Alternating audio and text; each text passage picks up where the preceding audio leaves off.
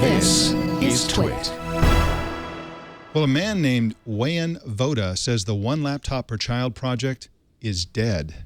The OLPC is a nonprofit organization offering an inexpensive laptop designed for children in developing countries.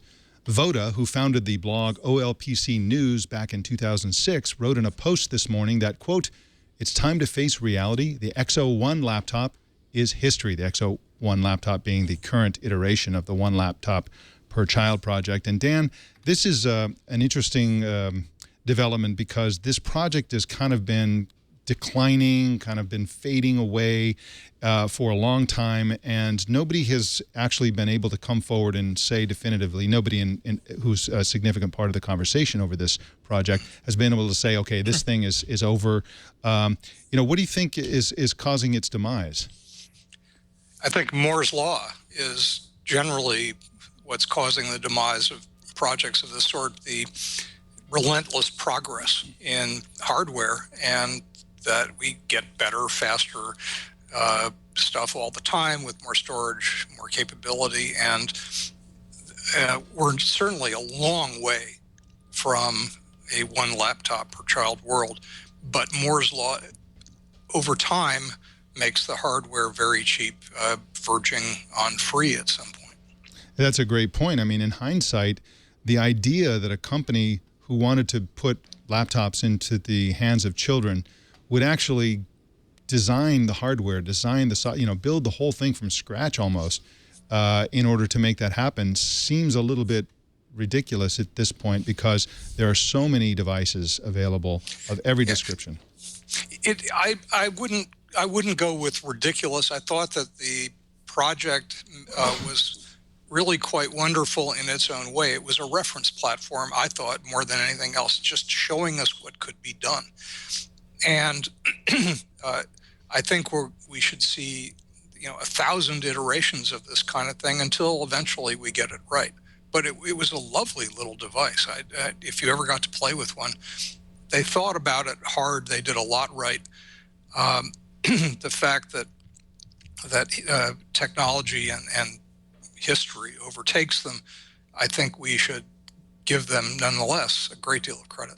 I think that's a great point. And one of the, you talked about the great little device. They also had a design that they sort of developed and showed mock-ups of, which I thought was super exciting and should have been, and perhaps maybe still is, the future of mobile devices, which is that you can imagine a clamshell device which could be used as a laptop, where the bottom, instead of having a physical keyboard, was a virtual screen. But when you made it flat, it was a larger tablet, essentially doubling the screen size, and it could be used as a tablet either by a single user or by two users, with the orientation for half the screen toward one user and half the screen toward the other user, kind of like they're playing Battleship or something like that. And then you could pick it up and hold it like a book, open like this, and it would be essentially an ebook.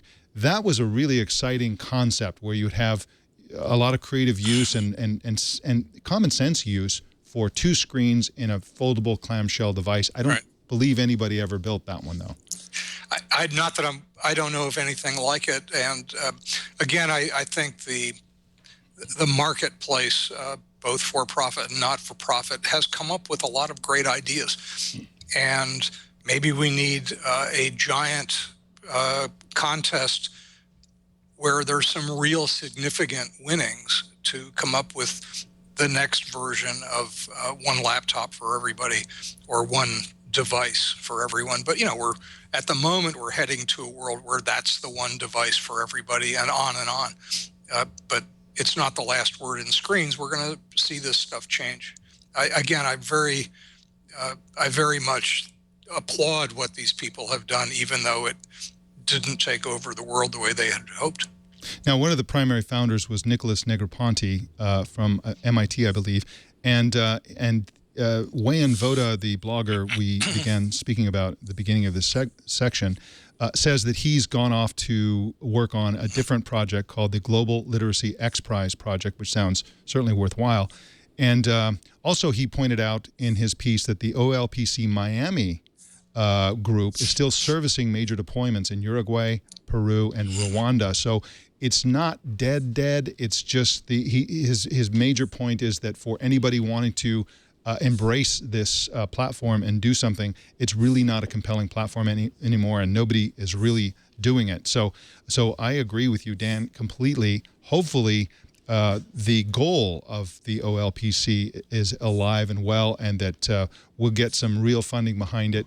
We certainly spend a lot of money internationally on lots of other things, including the military and other things that may be less required if kids are better educated and have more options in their life and in their career. And John just handed me, for those of you watching the video, this is what the device looks like.